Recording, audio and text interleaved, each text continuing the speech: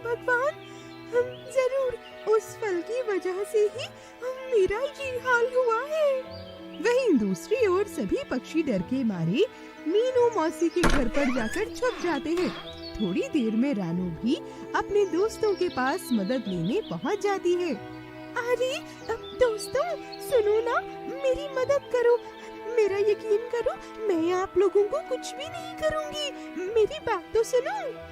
अरे तू जा यहाँ से, तू अब भूतिया चिड़िया हो गई है।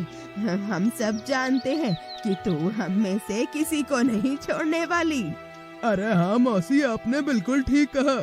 अगर तुमने हमें छुआ और हम तुम्हारे जैसे हो गए तो अरे तुम लोग मेरा यकीन तो करो, मुझे कुछ नहीं हुआ है, मैं कोई भूतिया चिड़िया नहीं हुई हूँ। अरे दोस्तों, हमें रानू की मदद करनी चाहिए। मुझे लगता है वो मुसीबत में है और इस हालत में हमें उसे अकेला नहीं छोड़ना चाहिए। अरे नहीं नहीं, वो अब भूतिया चिड़िया हो गई है, हम में से कोई भी उसकी मदद करेगा तो वो भी फंसेगा।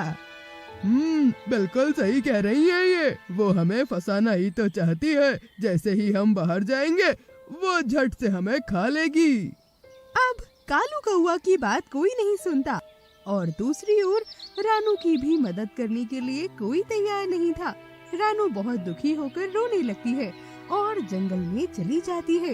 एक दिन तभी सभी पक्षी बैठकर बातें कर रहे थे कि अचानक से दो शिकारी चील आकर उन पर हमला बोल देते हैं। अचानक से हुए हमले से किसी को कुछ भी नहीं पता था। सभी चिड़िया चील का मुकाबला करती है, लेकिन चील तो बहुत ताकतवर थी। दोनों चील मोनू और टीनू मौसी को कसकर पकड़ लेते हैं। वहीं कालू कौवा किसी तरह से बच के वहाँ से निकल जाता है। हे भगवान, ये क्या हो गया? ये चील तो दोनों को खा जाएंगी। अब क्या करूं? अरे कैसे बचाऊं इन्हें? तभी कौवा सोचने लगता है और उसे एक युक्ति सूझती है। अरे हाँ, मैं एक काम करता हूँ, मैं रानू के पास जाता हूँ। मुझे यकीन है वो हमारी मदद जरूर करेगी। ऐसा सोचकर कालू कौवा तुरंत रानू के पास चला जाता है। वहीं रानू दूर जंगल में रहने चली गई थी।